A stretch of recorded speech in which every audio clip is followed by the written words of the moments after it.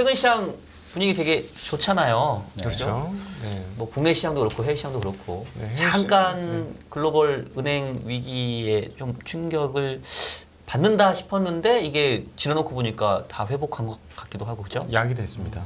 오히려 네, 약이 됐어요. 어떻게 생각하십니까? 이번에 네. 글로벌 은행권 위기가 이게 여전히 위기다 아니면 오히려 약이다 이런 의견에 대해서 어떻게 보십니까? 제가 요즘에 제일 많이 얘기하는 게 둘 다 아니라는 거거든요. 그러니까 지금은 어떻게 의견이 가 있냐면 이게 문제가 될 거기 때문에 다시 나스닥이 뭐 7,000, 뭐 네. S&P가 2,500 간다라는 분도 있으시고 그런 의견도 한쪽이 있고 반대로 이게 약이 될 거기 때문에 유동성이 엄청나게 많이 풀려가지고 또 주식 계속 엄청 오를 거다라는 의견도 있는데 저는 3월 13일에 이제 바이든 대통령이 얘기했던 성명의 답이 있다고 생각을 해요. 네. 뭐라고 그랬냐면 은행 예금자들은 돈을 다 받을 거다. 걱정하지 마라.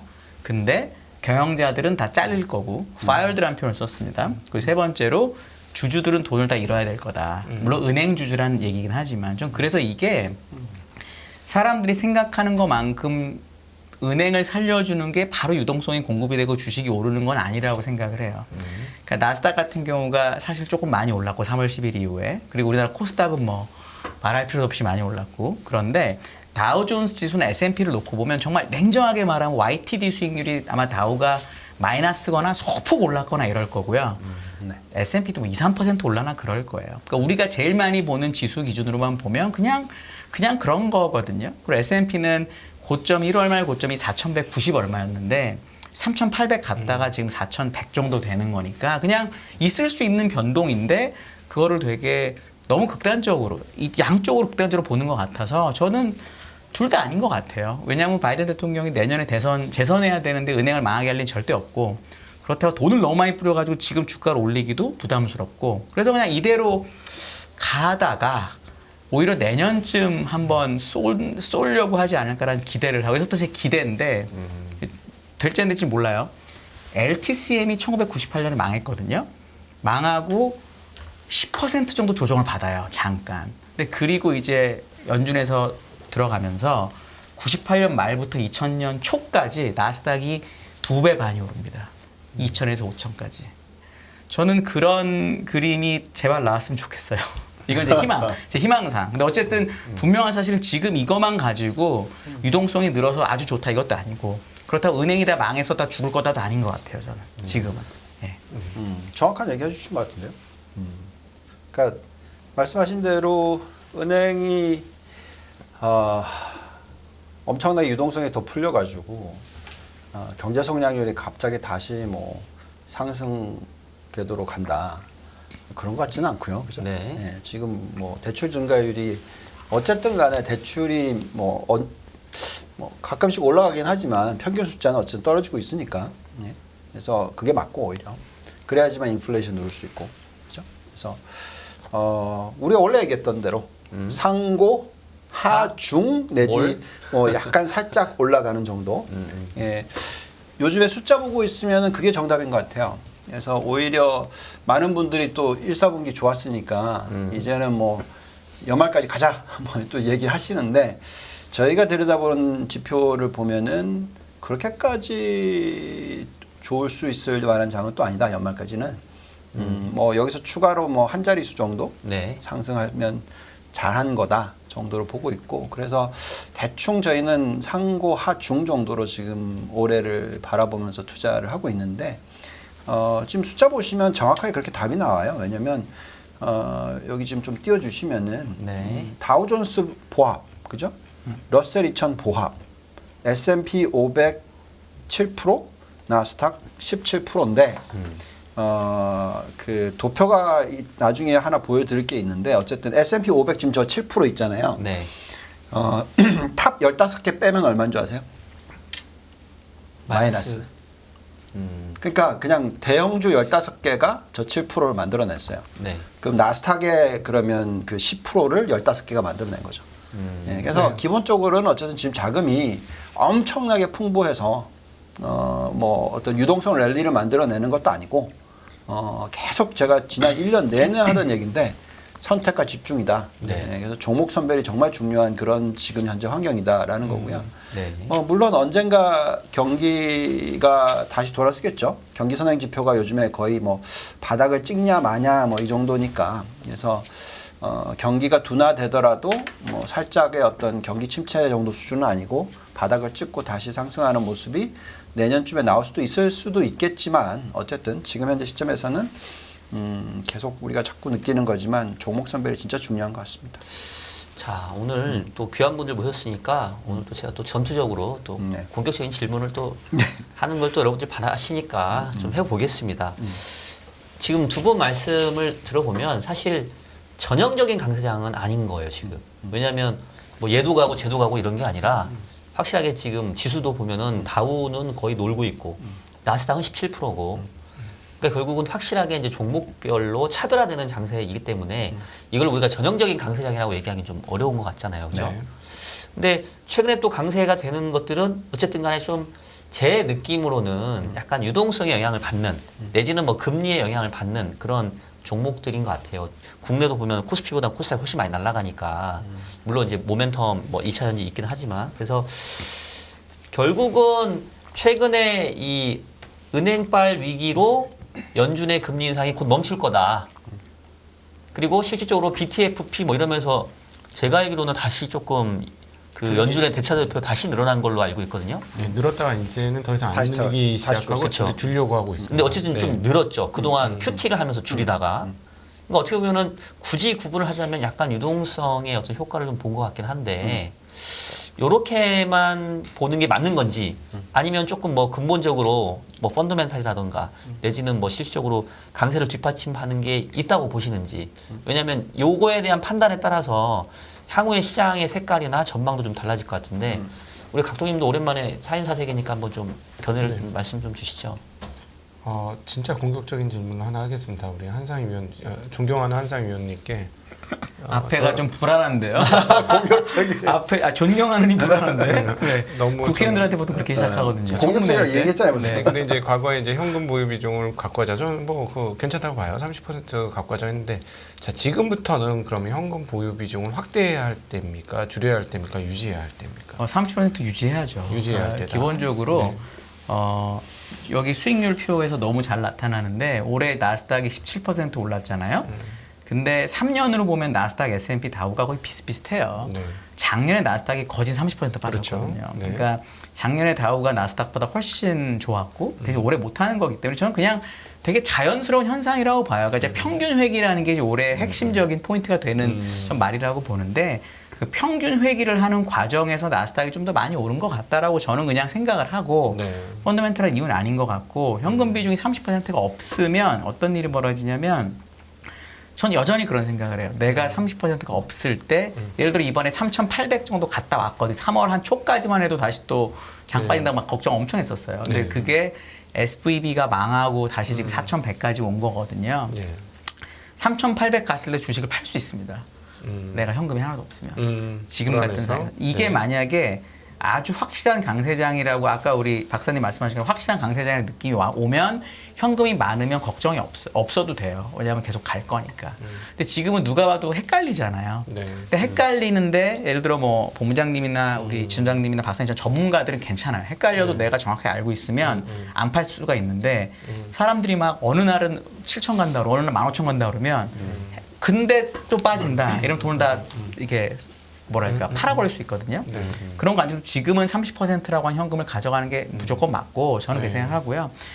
그렇다고 주식을 여기서 더 줄이는 건 되게 위험한 게 더 오르면 너무 슬퍼요.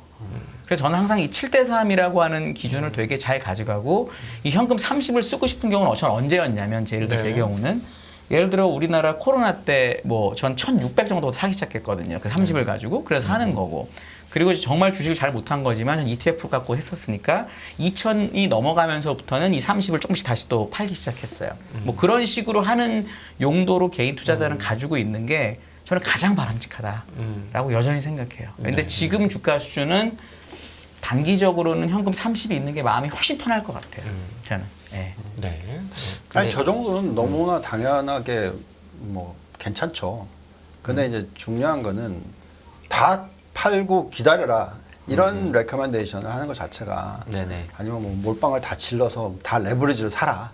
그것도 말도 안 되는 거지만 어쨌든 지금 현재 상황에서는 현금을 이제부터는 조금씩 만들어 가는 것도 나쁘진 않죠. 네. 왜냐하면 상고라고 우리가 계속 얘기를 했었고 네. 그리고 하고로 완전히 지르려면 진짜 닭한 버블 같은 현상이 일어나야 되는데 또 그렇게 보기에는 또 경기가 지금 계속 둔화되고 있는 건 사실이니까 어쨌든 경기 침체까지는 아니더라도 네. 예, 기업 실적이 그렇게 뭐 갑자기 확 다시 살아나는 모습이 나오기는 아직은 너무 빠르잖아요.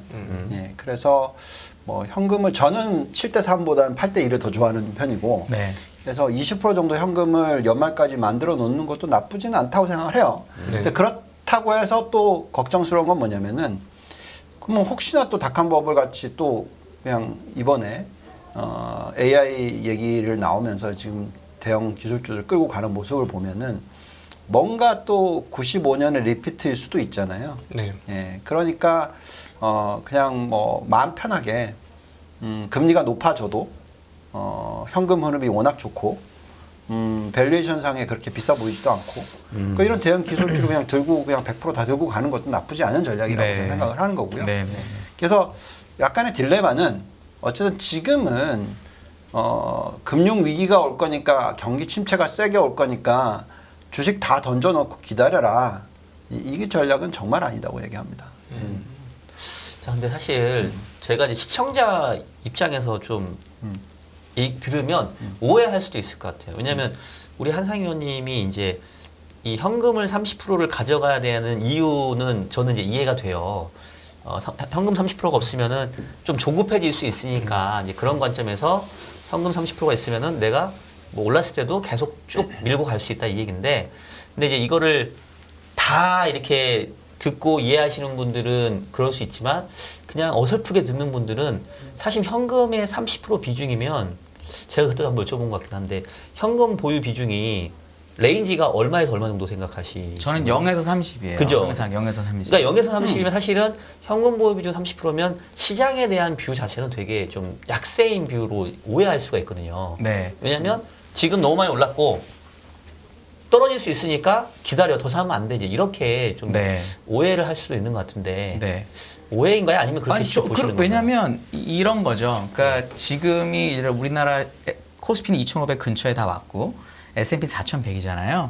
이게 5,000도 갈 수 있고 당연히 2,500도 갈 수 있습니다. 그건 아무도 몰라요. 근데 주식은 미국 주식은 본부장님 더 잘 아시지만 지난 100년 동안 우상향을 했었습니다. 물론 중간에 긴 시간이 있으니까. 그래서 우리의 믿음은 뭐가 돼야 되냐면 나의 자산의 일부는 반드시 주식이 있어야 된다라는 믿음은 꼭 있어야 돼요. 네. 그건 꼭 있어야 되고 나 자산의 일부의 그 주식을 주식은 복리거든요. 그 주식을 내가 타이밍을 잘 맞춰서 사고 팔기가 정말로 힘들기 때문에 내가 주식을 뺏기면 안 돼요. 좋은 주식을 내가 갖고 있다면 주식의 개수를 뺏기면 안 되거든요. 네. 주식의 개수를 뺏기는 가장 근본적인 이유는 뭐냐면 내가 못 견뎌가지고. 그러니까 시장은 저를 몇 번 시험해요. 일단 아무리 애플을 갖고 있어도 정말 세계 최고의 주식이라고 알고 있는 예를 들어 뭐 100 몇십 불 갔다가 이게 한 120불도 가고 막 이랬었잖아요. 이때 용기 있게 더 살 수 있으려면 내가 돈이 꼭 있어야 돼요. 그러니까 지금 2,500 코스피 2,500, S&P 4,100이 얼마 갈지 모르겠는데 지금 마음을 이렇게 생각해요. 내가 4,100이 뭐 3,600 가봤자 10%인데 뭐 나는 견딜 수 있어 이렇게 생각하는데 저는 의외로 많이 못 견디는 걸 너무 많이 봤습니다. 박 박사님 지금 굉장히 좋은 질문 하셨는데 네. 지금 왜 시청자들이 힘드냐면요. 자꾸 미국 주식을 생각하시는 거를 한국 주식 하다시피 생각을 하세요. 그거 아니에요. 왜냐하면 한국 지수도 옛날에 그랬잖아요. 500, 1,500, 1,000 매번 왔다 갔다 했고 네. 그래서 1,000에서 팔고 500에 사면 세금 안 내. 그죠? 그러니까 현금화를 많이 할 수도 있고 다 주식을 들고 가도 되고 이런 굉장히 단타 위주의 전략을 얘기를 많이 하잖아요. 근데 저는 미국은 절대적으로 30%까지도 현금화 시키는 건 굉장히 많다고 저는 생각해요. 왜냐하면 파는 순간에 세금 내야 되거든. 그죠? 그거를 갖다가 안 팔고 그냥 들고 가면 계속 올라가는 거에 어떤 이 변동성을 그냥 지켜나가는 겁니다. 네. 그래서 저희는 진짜 20% 현금화 시키면 정말 많이 하는 거라고 저는 생각하거든요. 네. 예, 그래서 미국 주식을 한국 주식처럼 샀다 팔았다의 이런 레커멘데이션이라고 얘기를 들으는 것이 이게 너무 한국 주식에 익숙하시니까 네. 그렇게 지금 받아들여지는 것 같아요. 그래서 지금 마인드가 바뀌어야 돼요. 우리도 지금 세계화 시대잖아요. 네. 앞으로 우리나라도 주식을 네. 사고 팔면서 나중에 세금 내게 될 거란 말이죠. 변할 거 아니겠습니까? 그러면 점차적으로 사고 파는 거에 대해서 굉장히 조심스러워야 된다고 저는 생각하는 거죠. 주식의 입장에서 맨날 사고 파는 게 굉장히 좋다 이게 아니고, 그러니까 기회 비용이란 게 있고 거기에 세금을 또 얼마나 내야 되는지도 생각해야 되는 거고, 그렇기 때문에 기본적으로 어느 정도의 일드가 나올지 이 주식이 그걸 생각해서 그 아래 위의 변동성을 생각하면서 모델링을 해야 된다는 거죠. 그래서 또 다시 말씀을 드리지만 이 주식 투자에 있어서 무조건 현금화, 무조건 뭐 질러 이 레파토리처럼 받아들이지 않으셨으면 좋겠어요. 네. 정말. 자, 오케이. 그 두 가지 질문이 있는데요. 그러니까는 두 분 다 공통점인 것 중에 하나는 시장을 대응을 하되 시장을 예측하는 건 아닌 것처럼 말씀을 하셨어요. 어떻게 보십니까? 근데 지금 투자자 유튜브 많이 해보셨고 했으니까 이 투자 문화가 투자를 너무 예측하는 쪽으로 간 게 아닌가 하는 생각이 있는데, 일단 첫 번째 이거를 먼저 우리 한상희 위원님께 네. 여쭤보고 싶어요. 예측을 하는 건 인간의 이제 본성인 것 같아요. 본성이다. 미래를 너무 알고 싶고 네. 그 종교에 빠지는 이유도 그런 거고 다 그런 거잖아요. 나는 미래를 모르는 사람인데 누군가 나한테 와가지고 나는 미래를 알고 있으니까 나를 따르라는 게 결국은 전 종교라고 비슷하게 생각을 전 무종교입니다. 참고로 그렇게 생각하거든요.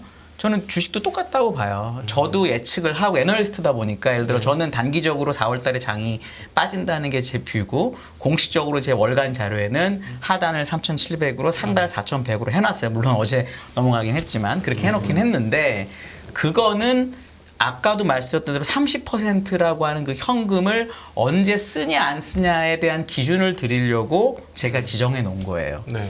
그래서 기본적인 그런 30%에 매매하는 재미도 있기 위해서 그런 거를 드리는 거지, 기본적으로 장기적으로 세계 경제, 미국 경제, 한국 경제가 성장하고 경제가 성장하면 주식은 오른다.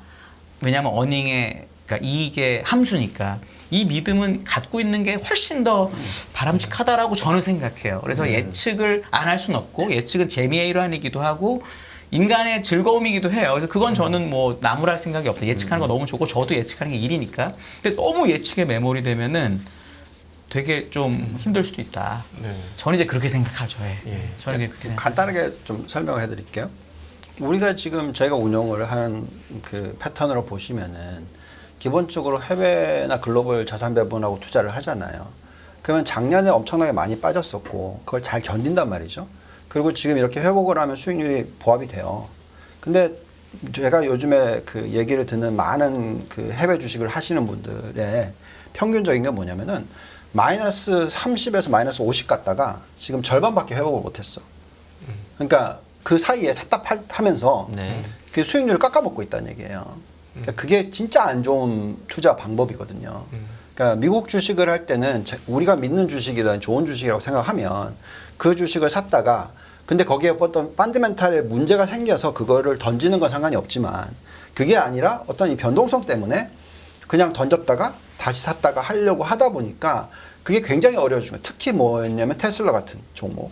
작년 12월 달, 11월 달에 엄청나게 빠졌잖아요. 그때 다 던졌다가 1월 달에 그냥 다 되돌아갔는데 그걸 못 쫓아가는 거죠. 그럼 수익률 깎아먹는 케이스가 나오는 거고, 또 세금은 또 세금 문제도 생기는 거고, 그렇잖아요. 그러니까 그래서 이런 부분들이 굉장히 조심스럽다라는 거죠. 테슬라는 우리 지점장님이 제일 정확한 타이밍에 사라고 하셨습니다. 저는 아직도 기억해요. 제가 진행하는 날 100달러쯤 됐을 때 이제 주식으로 보인다고, 좋아 보인다고 얘기하셨던 게 아직도 이 자리에서 아직도 기억납니다. 테슬라와 관련해서는 거의 상처가 훨씬 많아요. 근데 그때는 제가 아직도 기억나요. 그거는 그래서 아직도 명백히 기억나요. 여기 앉으셔가지고 근데 이 정도는 진짜 괜찮을 것 같다고. 그러니까 저도 뭐 테슬라에 대해서는 얘기를 할 게 많죠. 뭐 처음에 얼마에 사서 흑자 전환했었을 때 얼마까지 올라갔을 때 좀 일정 부분 30% 팔고 또 얼마 떨어졌을 때 또 사고 또 팔고 했는데, 결국 마지막에 이 빠질 때 30% 빠졌었을 때 저희가 이제 뭐 그때 기준으로 따지면 한 170불 정도. 의 매수를 하면 적절한 가격이었다라고 생각했죠. 그게 100불까지 갔잖아요. 그 마이너스 추가 20% 30% 나온 것 때문에 엄청나게 저도 욕을 많이 먹었죠. 근데 문제는 뭐냐면은 그때 그래서 다 포기하고 던졌으면은 그건 네. 회복이 안 되는 거잖아요.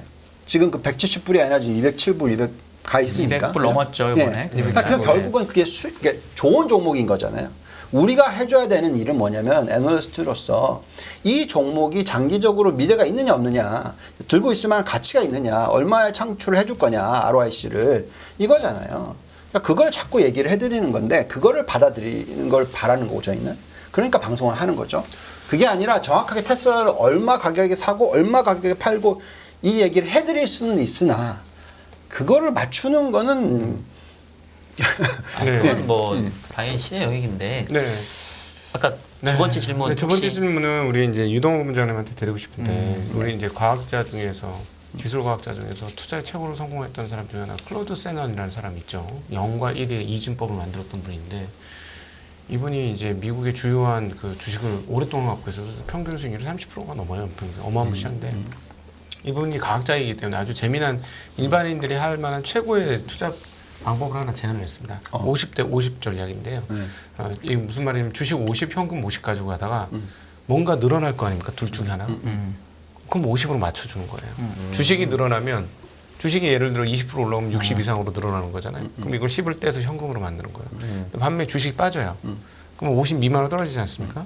그럼 그 현금을 가지고 주식을 사요. 이런 전략이 있거든요. 이렇게 했을 때 자기가 계산해 봤을 때 가장 수익률이 안정적으로 꾸준히 좋을 수 있는 패턴이 나온다. 근데 이것도 굉장히 위험한 발언이세요. 네. 뭐냐면 지금 100에서 50만 주식 투자를 하는 거잖아요. 그렇죠. 근데 지금 처음에 방금 말씀하신 게 연간 수익률 30% 냈다. 아, 그분은 그렇게 투자 안 했고 네. 그분은 개별 종목 갑자기 이름이 생각 안 나는데 그러면 이건 무슨 하나 얘기냐면 들고 평생 갔어요. 그분은 두 종목을 들고 그치. 거의 평생 갔어요. 그러니까 지금 네. 방금 말씀하신 거는 종목 얘기와 포트폴리오 얘기를 다른 얘기를 하시는 거예요. 그렇죠. 지금. 그죠? 네. 그럼 만약에 지금 주식과 현금으로만 계산하는 거면 미국의 평균 수익률 10%라고 칩시다. 복리. 그죠? 50%만 들고 가요. 그러면 5%야. 그죠? 그러면 아니지. 아니, 그러니까 네. 잘 들어보세요. 5%야. 원래 기본적으로는. 네. 그렇지만 아무리 초과 수익률이 난다고 이분 맞춘다 하더라도 10%까지 안 가요. 현금을 들고 있으면. 네. 그럼 연평균 수익률이 7, 8% 정도가 나가면 끼껏해야 맥시멈이라는 얘기죠. 그죠? 아, 아닙니다. 그것도 아니에요. 이거는 따로 제가 여기서 이렇게 증명을 해드릴 만큼의 수학적 능력이 없어서 네. 근데 이게 그러니까 질문의 그러니까 의지를 뭘로 뭘 얘기를 여쭤보신 거예요? 그러니까 뭐냐면 투자자들한테 그러니까 우리가 사실은 저도 그렇고 최근에 나중에 우리가 아마 분명히 취향을 받을 거예요. 공격적이었고 공세적이었던 그리고 좀 긍정론자들이. 근데 사실은 지난 몇 개월 동안 지금 이 얘기를 할 수 있다는 거는 우리가 여유가 많이 생겼다라는 얘기인데 지난 몇 달 동안 작년 10월 달이나 이럴 때 정말 숱한 사람들로부터 욕을 많이 먹었잖아요. 저희가. 그러니까 저는 그런 거예요. 우리의 포트는 몽땅 주식이라도 고객 일반 이 시청자들이나 이럴 때는 어떤 자산 배분의 그런 방법을 좀 알려주는 게 더 낫지 않을까 하는 그런 생각이 든다는 것이죠. 그러니까 저는 그렇게 저도 지금 30년째 이 얘기를 하고 있는 건데 네. 보세요. 워런 버핏님이 지금 이제 와서라는 건 좀 그렇지만 어쨌든 지난 몇십 년이 돼서 이제 현금 비중이 30% 40%가 된 거지. 처음에 시작하는 단계에서는 항상 주식이 100%란 말이죠. 네. 조합 때는 예. 주식을 거의 갖고 그렇죠. 있었죠. 그리고 좋아하는 주식을 계속 들고 가는 전략이란 말이죠. 네. 그죠? 그러니까 저는 그 얘기를 해드리는 거예요. 지금 우리나라 투자자분들 중에서 주식이라는 것을 장기적으로 투자를 해본 역사를 가지고 계신 분이 그렇게 많지 않잖아요. 네. 그러면 지금이 시작 단계라고 저는 생각하는 거고 그럴 경우에는 좋은 주식을 올바르게 길게 들고 가는 전략으로서 계속 가야 된다고 얘기하는 거고요. 네네. 나중에 내 재산이 10억이 아니라 100억이 됐어. 그럼 30% 현금 들고 있는 거 지금 워런 버핏님 하는 전략대로 하는 거 정말 괜찮다라는 얘기를 해드리는 거예요. 네네네. 근데 지금은 우리가 지금 그게 아니잖아. 우리가 지금 1년에 예금 해가지고 뭐 아무리 뭐 하던 많이 받는다 하더라도 이자 떼고 나면 세금 떼고 나면 연간 3% 버는 거죠. 그거 가지고 어떻게 집 살 거예요? 어떻게 부자 될 거예요? 안 된단 말이지. 네. 그래서 저는 제가 말씀드리는 거는 딱 말씀하신 거 너무 감사한 얘기인데 제가 지금 대한민국 개인 투자자들한테 주식 투자 이렇게 하는 게 좋겠습니다 하고 블로그를 시작한 지 8년이 넘었어요. 네. 그 8년 동안에 제가 직접적으로 운영한 것도 있었고 여러 가지 포트를 제시를 했지만 연간 두 자릿수 수익률은 쭉 나왔단 말이죠. 근데 그 8년 중에서 작년이 안 좋았어요. 그렇죠. 그러면서 이제 공격을 받기 시작하면서 사람들이 다 안 보게 되는 것이 저는 더 너무너무 안타까워요. 네. 또 다시 또 새로 시작해야 되잖아요. 그래서 말씀하신 게 맞아요. 그래서 그러면 그분들이 그런 1년 동안의 틀린 부분에 있어서 그 좀 시각적으로 좀 그래도 불편하지 않게 만들려면 말씀하신 대로 현금 비중을 뭐 50% 들고 가는 걸 얘기를 해줘야 되는 건가. 근데 그것도 제가 딜레마에 있었어요. 그렇게 해야 되는 게 맞나. 네네. 저는 그렇게 생각하지 않는 거죠. 왜냐하면 장기적으로 하려면은 그 문화는 굉장히 트레이딩 오리엔티드 된 얘기예요. 현금을 50% 100% 들고 간다? 이거는 저는 어떻게 생각하냐면 미국 주식을 투자하는 사람 입장에서 20년 만에 한 번 해야 되는 액션이라는 거죠. 그래서 네. 저는 그게 그래서 굉장히 중요한 게 꾸준히 투자하는 문화를 만드는 게 중요하다. 네. 예. 자, 그러면 진짜 공격적인 질문을 또 드릴게요. 유동부 본부장님의 보유 평균 기간이 얼마인지를 좀 밝혀주시는 게 좋지 않을까. 이거 사전에 준비된 질문이 아니라서 이거 사실은 속살까라고 하는 거라 조금 당황스러운데 안 하셔도 됩니다. 대답을. 글쎄요. 네. 그러니까 종목으로 보시면은 전체 턴오버가 1년에 100%가 전혀 안 될 거고요. 네. 바꾸는 포션은 전체 포트의 한 30-40%를 왔다 갔다 해요. 네. 네, 거의 70% 정도는 꾸준히 들고 가는 종목일 겁니다. 자, 이 말씀을 해석해드리면 한 종목을 사면 1년 이상 평균적으로 갖고 간다는 이게고 그 중에 몇몇 프로는 조금 빠르게 회전을 하지만 그러나 평균 잡으면 1년을 넘게 갖고 간다는 얘기입니다. 그러면 이제 유동훈 본부장님이 작년에 그렇게 공세적으로 그 하락장에 다 화살을 맞아가면서 그래도 나는 간다라고 얘기했던 것을 좀 이해하실 수 있지 않을까? 투자자분들이? 그런 생각이 좀 드네요. 그러니까 1년 반을 갖고 왔는데 정확하게 시장을 맞출 이유가 별로 없는 거이기도 하긴 하죠.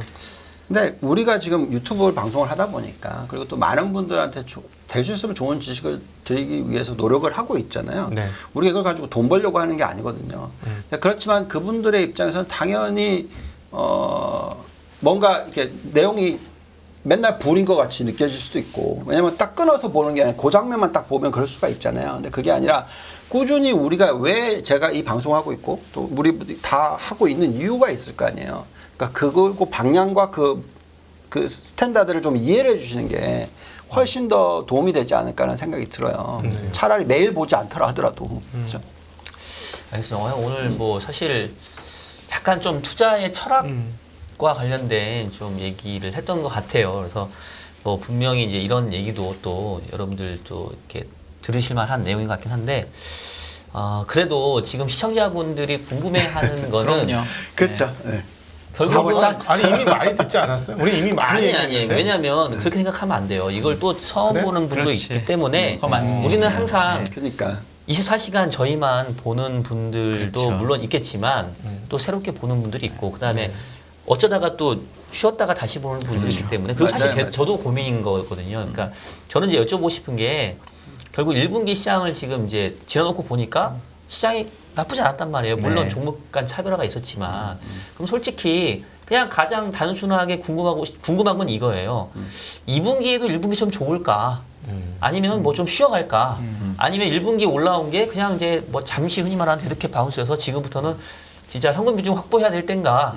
사실은 이게 늘 항상 궁금하잖아요. 투자자분들은. 또다시 우리를 우리로 하여금 아니, 예언자가 그러니까 되게 예측은 필요해요. 근데 예측은 저도 필요해요. 솔직히 그러니까 예측은 필요합니다. 저희 네. 구독자 시청자분들이 저희한테 예언자를 원하지는 않죠. 근데 그치. 이분들이 궁금한 건 저희 로직이니까 저희 생각이 궁금할 거 아니에요. 맞아. 그러니까 저희 4명의 생각이 다 다를 거고 그 생각을 얘기하려고 저희 나온 거고 그럼 이렇게 얘기하시죠. 틀린 거에 대해서는 지금 뭐 어쩔 수 없는 거고. 본인이 먼저 얘기하고 싶은 게 알겠습니다. 많아요. 얘기하세요. 저는 아니 얘기하고 네. 싶은 먼저 많은 얘기하세요. 제가 사회를 있는데 보겠습니다. 우리 박 박사님의 의견은 여기에는 어떠신가요? 뭡니까? 오늘 왠지 다들 좀 2-4분기. 몸을 사리는 것처럼 말씀을 좀 하셔서 약간 피해가는 듯한 느낌이 들어가지고 사지 말고 얘기하세요. 예. 그걸 제가 먼저 얘기할게요. 예. 저는 뭐 이미 4월 말에 4월 저 월간 리포트를 내니까 전 4월에 1월이 좋았고 장이 2월이 안 좋았고요. 미국은 3월도 안 좋다가 SVB 망하고 좋아졌습니다. 3월은 4월은 안 좋을 것 같다고 저는 생각을 해요. 안 좋을 것 같다고 생각을 확률적으로 그럴 거 높을 것 같고 첫 번째는 제가 두 가지 논리를 지금 주장을 하고 있는데 첫 번째는 장단기 금리 차가 역전이 되고 계속 밑으로 가게 되면 PR이 원래 떨어집니다. 역사적으로도 그렇고요. 그려보면 논리적으로도 그래요. 왜냐하면 장단기 금리가 역전됐다는 얘기는 장기 금리는 낮잖아요. 네. 성장이 없다는 뜻이에요. 왜냐하면 경제가 안 좋다고 그랬으니까. 그러니까 G는 밑으로 빠지는 거죠. G는 낮고 단기 금리가 높으니까 그러니까 주식 위험 프리미엄은 높은 거예요. 그렇죠? 그렇기 때문에 PER 공식에 따르면 P가 떨어지는 게 맞는 거예요. 논리적으로는. 그리고 데이터를 30년짜리 그려보면 진짜 똑같이 움직입니다. 그래서 PER이 원래 떨어지는 게 정상인데 이게 언제부터 괴리가 생겼냐면 올해 1월 작년 말부터 괴리가 딱 생겼어요. 뭐냐? 노랜딩하고 노랜딩하고 긴축 완화가 같이 올 수 있다는 기대가 오면서 벌어지기 시작했거든요. 그럼 4월 달이 되면 전 둘 중에 하나일 것 같다. 첫째, 장기 금리가 다시 올라가지고 장기 금리가 축소되는 거죠. 그럼 장기 금리가 오르면 밸류에이션이 좋기가 어렵잖아요. 저는 그런 부분이 4월 달에 한번 나올 수 있을 것 같고요. 두 번째는 연준이 3개월에 한 번씩 발표하는 대출 태도 지수가 있습니다. 네. 그게 이제 그 서베이인데 마지막 데이터가 1월 기준이에요. 1월. 그리고 4월에 또 나오거든요. 1월 기준이면 아직 SVB가 망하기 전에 발표된 거잖아요. 네. 근데 그 긴축 지수가 이렇게 올라가 있습니다. 여기서 코로나랑 리만보다 살짝 낮은 정도예요. 근데 4월에 발표되는 연준 거는 무조건 더 올라가겠죠. 3월에 은행이 네. 망했으니까. 네. 그게 올라가는 과정에 주가가 좋기가 되게 힘들어요. 역사적으로 좋았던 적이 별로 없습니다. 그러면 이제 아까 얘기하신 연준이 뭐 돈을 푼다고 해도 유동성이나 PR이라는 부분 때문에 실적도 4월에 발표가 될 거고 그래서 저는 4월 달에 하단을 3,700이라고 리포트를 썼고 상단은 4,100이라고 일단 했습니다. 그래서 예를 들어 아까 현금 30이 있다면 저라면 오케이. 3,700 근처에 가면 아마 조금씩 사겠죠 이제는. 근데 절대 주식 다 파시면 안 돼요. 그거는 뭐 명확하고. 네, 저는 이제 제 뷰입니다. 네. 제가 이제 그 다음 뷰로 말씀을 드릴게요. 그러면. 네네. 그러니까 저는 그 한 의원님의 의견보다는 훨씬 더 공격적입니다. 뭐 제가 그렇게 불리고 있지만 콜동원이라고 불리고 있지만 이제 그 얘기를 말씀을 드리면 우선은 어쨌든 과거의 히스토리로 봤었을 때 지금 이 테이블들이 올라오는데 1, 4분기가 좋았던 미국 증시가 연간 단위로 봤었을 때는 훨씬 더 상승률이 더 높아요.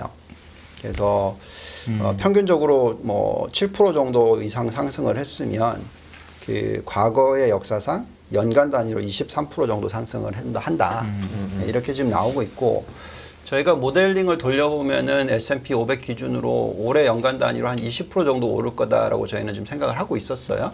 그렇지만 어쨌든 지금 올랐기 때문에 7% 정도 올랐기 때문에 추가적으로 상승할 수 있는 여력은 한 7% 정도밖에 안 됩니다. 그래서 기본적으로 이 풀리어 리턴보다는 좀 낮을 것 같아요. 평균적으로 보면. 그래서 추가 상승 여력은 한 7% 정도로 좀 낮게 보고 있고요. 그 다음에 이제 한 의원께서 말씀하셨던 그 론 스탠다드 부분에 있어서 이 부분에 대해서 굉장히 제가 예민하게 반응을 한다고 말씀드렸잖아요. 그래서 이제 제가 지난주 월요일 날 와서 말씀드렸던 게 제가 스탠스가 좀 변했다고 말씀을 드렸잖아요. 똑같은 얘기였어요. 그러니까 처음에는 뭐라고 걱정했냐면 SVB 사태가 터졌어요. 예금이 빠져요. 그래서 또 은행권의 입장에서는 몸살이기를 할 가능성이 높으니까 그러면 이제 론 스탠다드를 더 높이겠죠. 네. 더 터프하게 하겠죠. 자, 그러면서 오히려 대출이 줄고 그러면 그게 경기 침체랑 연결이 되고 그렇기 때문에 시장이 빠지는 그 논리에 대해서 걱정을 했었다가 네. 지난주에 제가 데이터를 보고 고민을 하고 은행권의 액션을 굉장히 좀 생각을 많이 해봤는데 오히려 지금 저희가 들여다보는 데이터로서는 그렇지가 않다. 그러니까 예를 들면 스탠다드는 높아졌어요. 이미 1, 4분기에 굉장히 많이 높아졌다고 그랬잖아요. 네. 근데 보면은 대출 증가율이 가계, 기업, 신용카드 다 안 꺾였어요. 무슨 얘기냐면 스탠다드를 높여도 대출을 해줄 사람이 많다라는 얘기예요. 그만큼 가계, 개인이 펀더멘털이 튼튼하다는 얘기입니다. 물론 이제 상업용 부동산 좀 틀린 얘기겠죠. 공실률이 지금 18%까지 올라갔으니까. 그러니까 그 얘기가 나오는 거죠. 그래서 제가 볼 때는 그 스탠다드가 타프해졌기 때문에 대출이 감소를 할 가능성이 또는 성장률이 떨어질 가능성이 높아진다라는 것을 보고 시장이 빠질 거라고 생각하는 건 조금 아닐 것 같다. 제 개인적인 의견은. 오히려 실질적으로 길게 봤었을 때는 어쨌든 대출 증가율이 좀 떨어질 수 있을 확률이 있으니까. 왜냐하면 점점 더 이런 고객들한테 돈을 대출을 주고 나면 더 이상 펀더멘탈이 튼튼한 사람한테 줄 게 없을 수 있잖아요. 그러면 자연스럽게 대출 증가율이 떨어지게 되는 거고 네. 그게 이제 내년, 내후년까지 연결이 되면 그럴 수가 있다. 그래서 저는 지금 현재 시점에서는 오히려 이렇게 걱정을 했는데 실질적으로 문제가 없네? 하면서 지금 시장이 올라가는 거거든요.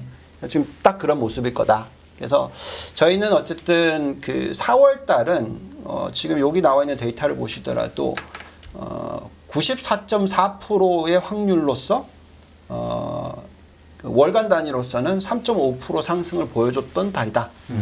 4월이.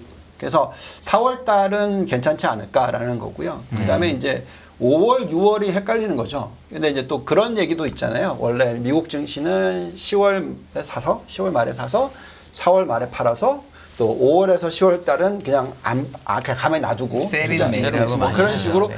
얘기를 하니까 그래서 이제 그런 모습이 있을 수도 있죠. 근데 이제 그거는 너무 또 단기 위주의 얘기니까 그래서 저희는 지금 1, 4분기가 좋았고 2, 4분기는 1, 4분기만큼 좋지는 않을 것 같고 3, 4분기, 4, 4분기는 좀 쉬어가다가 또 다시 이제 4, 4분기 좀 말쯤 가면 또 다시 올라갈 수 있는 룸이 생기지 않을까 뭐 이런 정도의 어떤 예측을 하고 있어요. 그렇지만 어쨌든 좋게는 보고 있으나 뭐 지금부터 주식시장이 30%씩 올라갈 거다. 앞으로 1년 안에 이렇게 보고 있는 건 아니죠.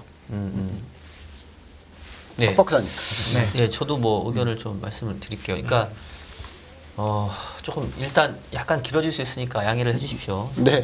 MC가 말을 길게 하면 좀 싫어하시는 분들이 좀 있어. 저도 듣고 싶어요. 근데 진짜로. 네. 그러니까 사실 올해 저희가 이제 상고하몰라는 뷰를 이제 좀 약간 공감대가 형성됐는데 이유들은 조금씩은 달랐던 것 같긴 해요. 근데 제가 상반기 시장을 강하게 봤던 가장 큰 이유는 그냥 물가가 떨어지는 모습을 보일 것 같고 물가가 떨어지는 이유는 작년이 워낙 높았기 때문에 그러면 어쨌든 물가가 떨어지는 모습들이 시장 참가자들로고 하여금 이제 통화 긴축이 곧 끝나려나 보다 라는 기대감을 자극할 것 같고 그렇게 되면 실질적으로 연준이 금리를 올린다 하더라도 시장은 이미 그 다음 스텝을 내다보고 움직일 거니까 이렇게 물가가 떨어지는데 결국은 연준도 금리 인상 중단하는 거 아니야? 잘하면 연말에 가면 인하하는 거 아니야? 라는 기대가 선반영될 수 있는 시장이 저는 상반기라고 본 거예요. 네. 결과적으로 1, 2, 3월 달이 그렇게 움직였던 것 같고 그러면 2, 4분기도 그 흐름이 이어지냐? 저는 그 흐름이 이어질 수 있다고 봅니다. 왜냐하면 사실 올해를 되돌아보면 2월 달에 발표됐던 1월 물가 지표 때문에 조금 흔들렸어요. 왜냐하면 1월 달 물가가 좀 높게 나왔잖아요. 네. 그래서 그때 파월 의장도 거기다 대고 50bp 금리 인상 얘기했고 점도표 높아질 수 있다고 얘기한 게 바로 1월 물가가 높게 나와서 그랬었습니다. 근데 그 이후에 2월 물가는 다행히 낮게 나왔고 네. 네. 그다음에 최근에 오늘 물론 유가가 좀 높아지긴 했지만 뭐 유가가 80불, 90불 이렇게 막 넘어가는 상황이 아니라고 한다면 여전히 기저효과적인 측면에서는 물가를 낮추는 요인이라고 생각을 네. 해요. 그래서 제가 전망하기로는 거의 6월 달 가게 되면 미국의 헤드라인 CPI가 한 3%대까지도 지금 6.0에서 3%대까지 떨어질 수 있다고 보거든요. 그렇게 빨리요. 헤드라인 CPI의 기저효과는 그렇게 작용을 할 걸로 예상이 됩니다. 물론 이제 수치는 조금 다를 수는 있겠지만 어쨌든 흐름 자체는 계속 떨어질 거거든요. 그럼 이제 시장에서는 지금 이미 뭐 금리 인상 끝났고 연말에 금리 인하 할 거라고 다 지금 기대하고 있는데 그 믿음이 훨씬 공고해지는 시기가 2분기 아니겠냐. 네. 그래서 이제 그런 논리로 인해서 시장은 조금 더 간다고 보는데 다만 제가 계속 하반기를 찜찜하게 보는 거는 고금리에 따른 충격이 저는 완전히 오지 않았다고 봐요. 네. 그리고 최근에 뭐 은행권의 이슈들이 결국 약한 고리에서 터져나가는 하나의 징후였다고 봅니다. 네. 그래서 실물 쪽에서 충격이 한 번은 올 수 있다고 보는데 그 충격이 저는 좀 시차를 두면 하반기 정도이지 않겠냐. 그리고 물가도 제가 계속 얘기하지만 낙타등. 작년부터 올해까지는 떨어지지만 올해 하반기부터는 다시 물가가 하반기 경직 내지는 올라갈 수 있는 흐름이 있기 때문에 시장은 연내 금리 인하 할 줄 알고 다 좋아라 해서 반영했는데 막상 연말에 가보니까 금리 인하 못해. 오히려 다시 금리 인상을 해야 될지도 몰라. 뭐 이런 얘기 나오면 그런 것들이 맞물리면서 하반기 시장은 좀 오히려 무너질 수도 있지 않겠냐. 근데 지금 너무나 뭐 비슷한 비율을 갖고 계시긴 한데 네네. 문제는 너무 짧게 보시는 거 아니세요? 그러니까 제가 왜 그런 얘기를 하냐면 네. 과거에도 인플레이션이 올라갔다가 떨어지고 네. 다시 올라가는 그 사이클을 보시면은 그게 모든 게 6개월 안에 1년 안에 일어나지 않아요. 그러니까 빠지기 시작하면 네. 한참 빠져서 2년 가까이 가다가 다시 3년, 4년 차에 올라가는 케이스가 나오죠. 네. 네, 그래서 저희가 계속 얘기하는 거는 그렇기 때문에 인플레이션을 낮춰주는 종목이나 업종에 대해서 지금 투자를 해놓으면 이게 하나의 헤징이죠. 인플레이션이 떨어지면은 상은 올라갈 거고 네. 그런 종목들은 올라갈 거고 그죠? 근데 인플레이션이 안 떨어지더라도 얘네들은 어쨌든 매출이 계속 높아질 거니까 그나마 방어를 해줄 거고 그래서 그렇게 얘기를 하는 거고요. 비슷한 얘기입니다. 근데 이제 만약에 이제 여기서 우리가 또 얘기하고 있는 게 개별 종목을 들여다 봐야 되는 이유가 뭐냐면 정말 전기차나 뭐 IT 업종이나 이런 종목들이 그 인플레이션을 낮춰주는 효과를 하반기에 진짜 제대로 가시화시켜 주느냐 하는 거잖아요. 그러면 지금 다들 얘기하는 게 이 챗 GPT든 뭐든 간에 이제 앞으로 직장 막 잃을 거다 뭐 이런 얘기 엄청나게 많이 하잖아요. 근데 그게 진짜 정말 빠르게 가시화가 되느냐에 따라서 인플레이션이 다시 치고 올라가느냐도 결정이 날 거 아니겠습니까? 그래서 말씀하신 대로 박사님 말씀에 대한 걱정은 해요. 근데 아직까지 그걸 확인하는 데까지는 시간이 한참 걸릴 거라는 거죠. 네. 유가도 기본적으로 어쨌든 내년 3월까지는 기저 효과를 일으켜 주는 요소잖아요. 네. 예. 그래서 조금 템포를 좀 길게 잡는 게 좋지 않을까. 예, 예, 예. 그러니까 뭐 장기적으로는 지난번에 봤던 저점을 깰 일은 없다고 생각을 네네. 합니다. 근데 이제 시장이 뭐 업앤다운의 흐름으로 본다고 한다면 지금 이미 1분기가 좋았고 뭐 2분기도 지금의 상승 흐름이 좀 이어지지 않겠나 보는데 하반기는 제가 계속 확신이 걱정하신다. 없다는 이유가 아까 얘기했던 것처럼 펀더멘탈 측면에서 금리가 상승한 이후에 실제 실물 경제가 부담을 느끼는 시차가 거의 한 6개월에서 1년 정도 되거든요. 근데 기억을 떠올려 보면 미 연준이 금리를 인상하기 시작한 게 불과 1년 전이에요. 그러니까 저는 아직 그 충격이 실물 경제에 오지 않았다. 이제 시차를 두고 올 상황이 됐다. 그래서 이제 그거를 올해 하반기가 될지 내년 될지는 모르겠지만 그러니까 그거를 그거에 대한 정말 맞는 말씀이신 것 같고 근데 그 실물 경제를 네. 버틸 수 있는 힘을 가진 개인이냐 기업이냐를 보는 것도 중요하죠. 그렇죠. 그래서 그러니까 저희가 이제 계속 그걸 보고 있다고 말씀을 네. 드리는 거고 그래서 겨우 1년 만에 망가질 기업과 개인이 아니다라는 말씀을 자꾸 제가 해드리는 거고 저는 그렇게 생각하는 거고 네네. 그렇다는 거죠. 그러니까 분명히 시장 전체가 있고 종목은 조금 약간 또 세부적으로 들어가니까 다를 수 있겠는데 전체의 흐름으로는 좀 그렇지 않겠냐. 맞죠. 뭐 이제 이 맞는 정도 보는 말씀이시죠. 거고요. 일단 지점장님 뭐 의견 저는 어떠신가요? 지점장님. 저요? 예. 저는 4월 달에 배당금 나오잖아요. 네. 그래서 4월 달은 그 힘으로 갈 것 같습니다. 원래 배당인데 4월 거의 말쯤 나오지 않나요, 보통? 뭐 4월 중순부터는 나오겠죠. 네, 중순부터, 보통. 예. 네, 그러니까 그런데 이제 5월 달에 되면은 그 다음 달에 저기 부채 한도 협상이 있더라고요. 네. 근데 이번에 잘 안 될 것 같아요. 그렇지. 그럴 수도 있지. 느낌 아주 안 좋아요. 왜냐하면 지난번 하원 의장 뽑힐 때 보니까 14번인가 투표했잖아요. 공화당 때문에 민주당 때문은 아니고 이거 보니까 이거 그냥 호락호락 넘어갈 친구들이 아닌 것 같아요. 티파티 애들이. 그래서 그 부분들은 조금 조심하자라는 입장인 거고. 그다음에 저는 이제 시장에 대해서는 뭐라 할까 이제 이렇게 말씀드리고 싶어요. 실전 투자자로서 좀 시장 자체는 보수적으로 보는 게 더 낫더라. 경험상 보수적으로 보는 게 낫고 개별 종목은 뭐 정확히 보고 그래서 왜냐하면은 내가 시장을 너무 긍정적으로 보면 포지션이 좀 과해지는 경향이 있어요. 근데 이제 주식을 하는 사람들이 원래 이제 약간 긍정론이 아니면 주식에서 좋은 결과를 얻을 수 없기 때문에 시장을 긍정적으로 보면 원래 긍정적인 사람이 시장까지 긍정적으로 보면 공격적이 되거든요. 근데 제가 항상 그래왔어요. 평생 그런 거였는데 그래서 이제 수익 날 때는 아주 잘 나죠. 근데 깨질 때 똑같이 깨지는 거예요. 근데 이게 수익 날 때 잘 나고 깨질 때 덜 깨져야지 되는 거잖아요. 그래서 그럼 어떻게 그렇게 할 것이냐라고 실전에서 고민을 많이 해봤는데 시장을 조금 보수적으로 보자. 시장을 보수적으로 깔고 보는 게 나는 원래 긍정적인 사람이니까 그래야 결과치가 좋다라는 입장이고요. 그래서 저는 지금 딱 날씨하고 요즘 주식시장하고 비슷한 것 같아요. 어떤 꽃이 피었는데 꽃이 되게 빨리 피고 빨리 덥잖아요. 좀 4월 오늘 4월 첫날이고 1분기 끝난 첫날인데 네. 옛날 같으면 아직도 겨울 날씨가 있을 거고 지리산에서는 눈이 내려 쓸 수도 있는데 반팔 입고 다녀야 되는 상황이잖아요. 네, 이번 주 이후에 좀 추워집니다. 아, 그렇습니까? 예. 그러니까 이 요즘 주식시장이 그런 것 같아요. 아, 조금 너무 빠르다? 봄은 맞는데 음. 꽃이 빨리 핀 종목들이 좀 있는 것 같아서 네. 또 꽃샘추위는 올 수 있으니 그거는 고민하고 그러나 오케이. 여름은 아니다. 여름 그리고 지금 낙엽을 이야기할 상황은 아니고 그러니까 지금 겨울에 눈 올 것을 걱정할 시기는 아닌 것 같다. 그리고 위험자산 선언은 미국 시장에는 확실히 시작되었다. 그러면 이제 봄 날씨 계절로 비유하셨으니까 봄 지나면 지금 여름이 남아 있다고 보시는 거죠? 여름 시장은? 여름 남아 있는데 중간에 그 5월 달 넘어서 6월 달에 있을 부채한도 협상 때는 좀 상당히 조심해야 되지 않을까 하는 생각을 가집니다. 제가 그 동안에 굉장히 공격적이었다는 거 아시죠? 네. 오케이. 네. 그러니까 그 동안에는 오해 굉장히 하시지 저는 공격적이었습니다. 공격적이었다가 이제부터는 조금 보수적으로 비슷한 좀 얘기네요. 네. 보시려는 거고. 그럼 우리 한 의원님, 그러니까 제가 자꾸 한 의원님 그 말씀을 드려서 그러는데 그 아까 이제 현금 비중 30% 계속 고수하신다고 하셨는데 그럼 한 의원님 보시기에 언제 어느 조건이 되면 현금을 쫙 줄이면서 주식을 더 갈아타고 싶으신 건지. 저는 지수가 제일 중요하다고 생각해요.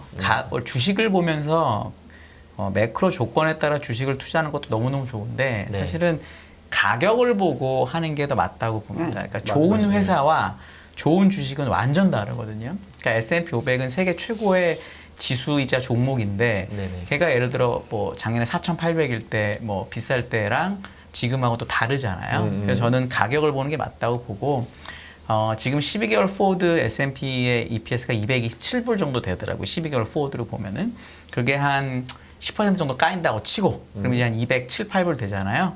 거기에 17배 주면 3,500, 600 되니까 저는 이제 거기에 가면은 사기 시작해야 된다라고 저는 봅니다. 그게 이제 저는 4월, 5월 연달아 좀 그렇게 좋게 보고 있지 않기 때문에 그때는 사기 시작해야 된다고 보고요. 이게 종목하고 지수를 다르게 봐야 되는 게 뭐냐면 종목은 가격이 싸도 내가 알고 있는 펀더멘탈이 바뀌었잖아요. 네네. 사면 안 됩니다. 난리 납니다. 그건 뭔가 잘못되는 건데. 근데 이제 S&P 500은 500개 종목이 모여 있잖아요. 그러니까 그 S&P 500은 100년 동안의 데이터도 쫙 나와 있어요. 주가 움직임도. 그러니까 이거는 이 회사는 미국이라는 회사가 똑같은 건데 웬만하면 펀더멘탈이 안 바뀐다고 우리가 믿을 수 있는 거잖아요. 네. 그런 것들은 가격에 집중하고 밸류에이션에 집중해도 전 된다고 생각해요. 그런 경우에는. 굉장히 좋은 말씀 해주실 거네요. 지금 보면은 현금을 들고 있다면 마찬가지로 작년 12월 달에 저희가 성장주를 들여다봤었을 때 뭐 성장주에서 그냥 성장주가 아니고 현금 흐름 좋고 밸류에이션 좋고 뭐 거기에 포함되는 것들이 뭐 대부분 뭐 AMD, 엔비디아, 뭐 테슬라, 뭐 또 뭐 있었죠? 아무튼 15개의 종목들. 그건 이제 그때 현금 있었으면 사셨으면 네. 됐겠고. 이번에 이제 저희가 지금 조금씩 생각하는 부분은 뭐냐면은 은행주들이 완전히 얻어맞았어요. 네. 작년에는 저는 은행주를 굉장히 많이 들여다봤던 사람의 입장에서 들어가고 싶은 마음이 요만큼도 안 생겼거든요. 네. 왜냐하면 ROE가 안 올라가. 그러니까 올라가지는 않는 모습이고 기본적으로 마진이 잘 안 나와요. 왜냐하면 그게 뭐 그만큼 운용 자금을 국채로 많이 돌렸기 때문에 마진이 안 나온단 말이죠. 그래서 정말로 안정적인 그 부실 채권이 나오면서 상각 비용이 적은데도 불구하고 ROE가 15%를 못 넘어. 네. 그러면 이제 그거는 상승 여력이 별로 안 나오더라고요. 그래서 한 정말 아무리 좋게 봐야 30%? 이 정도 나오니까 그걸 제가 굳이 거기에 투자를 하고 싶은 생각이 안 들었단 말이죠. 근데 이번에 박살이 나면서 대형 10개 은행들의 밸류에이션이 정말 싸졌어요. 네, ROE가 안 올라갔는데도 불구하고 이제 너무 싸지니까 이제 상승률이 70%가 나오는 거야. 그러면 현금 좀 쏘고 싶은 생각이 드는 거죠. 네. 망하지 않는다면. 그러니까 그런 케이스. 네. 그래서 제가 볼 때는 지금 충분히 정말 돈을 벌 수 있는 타이밍을 만들 수가 있죠. 밸류에이션을 보면서 판단을 하면. 그래서 제가 볼 때는 지금은 충분히 너무 뭐 비관적으로 가져가실 필요 없을 것 같고 현금을 가져가는 전략도 좋죠. 그냥 굉장히 좀 이렇게 브로드한 텀인 거고. 그러니까 제가 지금 계속 자꾸 투자자분한테 얘기하는 거는 업종별로 자꾸 보시라는 얘기. 그러니까 예를 들어서 지난 1월 달부터인가요? 작년 11월 달부터인가? 리튬 관련 주식들이 박살이 났어요. 네. 근데 사실은 그게 왜 그랬냐면 리튬 가격이 빠지면서 그랬단 말이죠. 그렇죠. 근데 지금 밸류에이션을 보고 있으면 정말 너무너무 싸진 거죠. 그러니까 또 지금 최근부터 또 트기 시작한단 말이에요. 그러니까 그런 거죠. 그래서 굉장히 말씀하신 대로 지금 박 박사님 말씀하신 대로 굉장히 숏텀으로 지금 많이 왔다 갔다 해요. 그래서 그거를 계속 밸류에이션을 보면서 하면은 수익을 창출할 수 있지 않을까. 그게 필요한 타이밍이 아닌가 하는 거죠. 지금. 쇼텀이 얼마의 기간인지는 정확하게 사람마다 다를 텐데 6개월이면 제가 봤을 때 쇼텀은 아닙니다. 아니라고요? 아 그렇게 하면 안 되지 진짜. 아니, 근데 뭐 저희가 진행할 때- 투자자한테 6개월이라는 시간을 쇼텀이라고 한다면 물론 아주 길게 투자하시는 분도 있겠죠. 근데 저희가 뭐 투자를 완전 접었다 펼쳤다 하는 게 아니잖아요. 말 그대로 공격적으로 나아가 될 때 지금 한 위원님 말씀하시면 현금 비중 30% 늘려야 될 때 내지는 현금 비중 줄여야 될 때를 지금 우리가 얘기하고 있는 거지. 그렇게 따지면은 그냥 맨날 사야 돼요, 주식은. 아니, 원래 자산 배분을 말이에요. 하시는 분의 입장에서 네네. 우리가 옛날에 투자라는 개념이 아니라 어쨌든 금융 자산을 들고 있는 케이스가 옛날에 우리나라는 예금 금리가 뭐 8% 12%니까 보통 맨날 적금했잖아요. 3년짜리 미니멈 적금 3년. 그죠? 돈 뺍니까? 안 빼죠. 부동산 살 때. 그죠? 10년을 들고 있지 뺍니까? 아니잖아요. 근데 주식을 6개월? 이거는 제가 볼 때는 그 문화가 너무 바뀌었다는 거죠. 지금 뭐 주식을 왜 6개월만 하고 사고 팔아야 되는 케이스인가요? 그건 아 진짜 박사님. 아니, 근데 사고 요즘에는 파는 이유가 게 있어요. 아니고. 요즘 어떠냐면 그 우스갯소리로 한 일주일이 원래 단기고 2주일이 중기고 네. 3주일이 장기고 네. 4주일은 초장기라는 말도 있습니다. 그러니까 그거는 사람마다 다른 것 아, 같아요. 그래요. 네. 아니 이거 근데 다른 것 그렇기 같아요. 때문에 우리 회사 그러니까 우리 전체적으로 보시면은 프랍데스크 맨날 월별로 수익률 계산해서 그러니까 맨날 샀다 팔았다 하죠. 그럼 그런 지금 문화가 완전히 번져 있는데 제발 좀 이거 좀 길게 제가 우리나라 지금 굉장히 큰 위기가 터졌다는 부분이 뭐라고 얘기했어요. 만기가 3년짜리로 돼 있으니까 그죠? 부동산 대출을 미국은 30년짜리 해놓으니까 저렇게 잘 버틸 수 있고 할 게 많잖아요. 근데 우리는 3년 만에 바뀌니까 이자 비용이 이렇게 급격하게 올라가니까 엄청나게 어렵다 이 얘기 하잖아요. 그러니까 좀 장기화된 문화를 만드는 게 중요한 거 아닌가요? 우리가 해야 될 역할이 아닌가요, 저는? 아니 장기 투자의 장기화를 하지 말자는 얘기를 하는 게 아니고요. 네네네. 최근에 시장의 흐름을 보게 되면 6개월이라는 시간 동안도 엄청난 변동성과 엄청난 사이클이 있다는 얘기예요. 있죠. 그러니까 그 기간을 그냥 장기 투자가 답입니다라고 해가지고 여기 나와서 저희가 그렇게 하는 사람들은 이런 얘기 아니잖아요, 또 아니 근데, 우리가. 아니 근데 우리 말- 여기서 제가 이제 실전 투자자로서 말씀드릴게요 냉정하게. 지금 지난 2달 3달간에 얼마나 그 단타하기 좋았습니까, 그렇죠? 2차 전지에서 뺑뺑이 돌았으면은 성공했을까 웬만하면? 답은 나와 있어요. 이 3개월 동안 단타하셔가지고 수익이 나신 분은 하세요 계속. 수익이 안 나신 분은 완전히 접어야 돼. 이렇게 단타하기 그치, 좋은 그치. 장에서 수익이 안 났으면 재주가 없는 거야. 맞지. 그러면 살림살이 다 말아먹어요. 그러니까 제발 내가 잘할 수 있었는데 운이 없었다. 뭔가 좀 안 맞았다. 그놈의 친구 유튜브 나온 그놈 말 잘못 들어서 이렇게 됐다.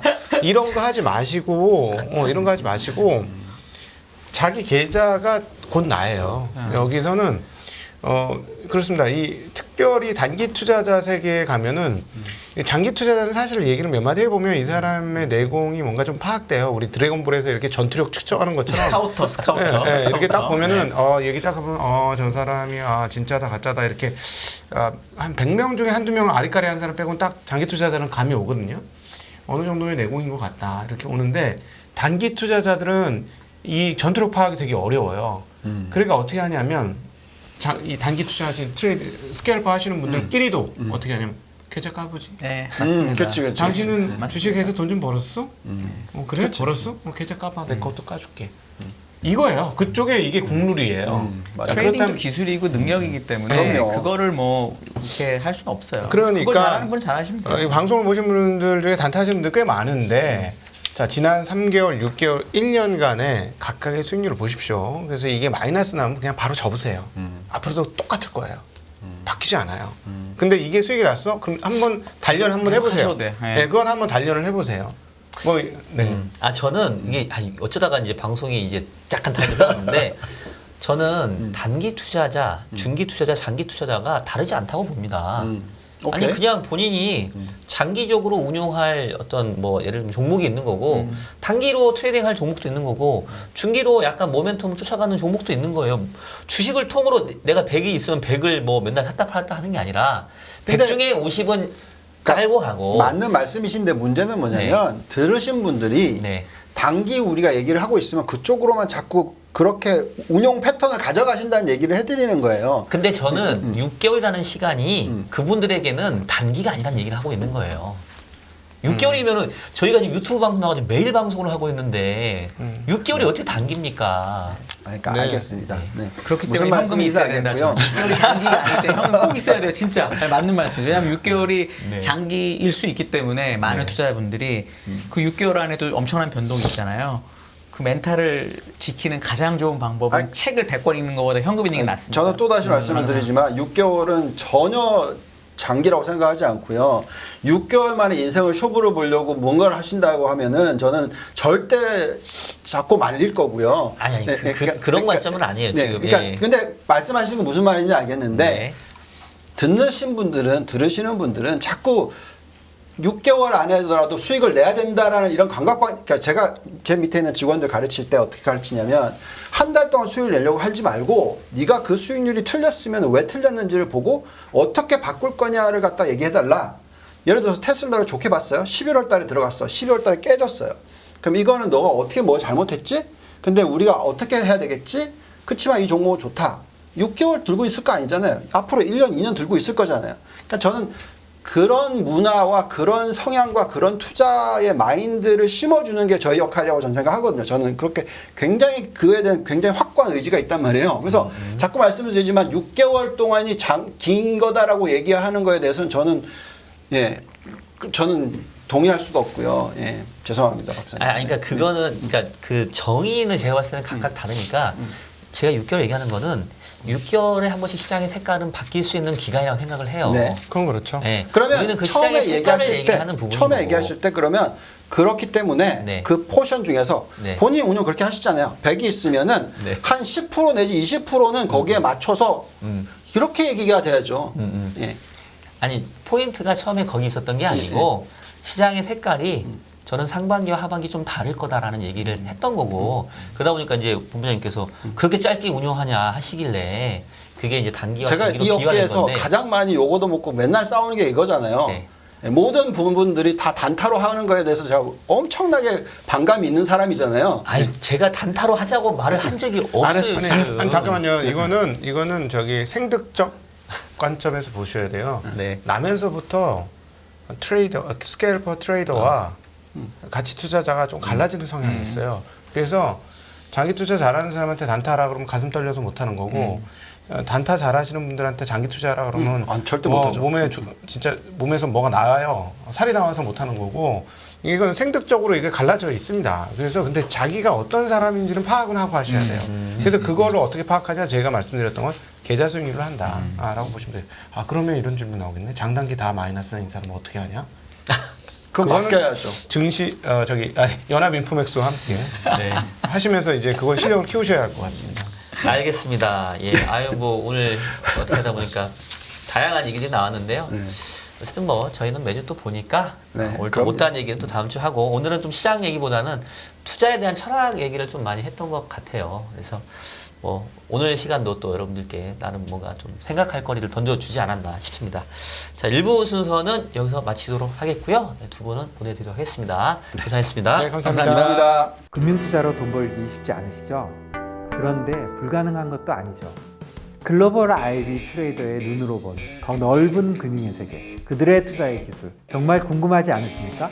여러분들을 응원합니다.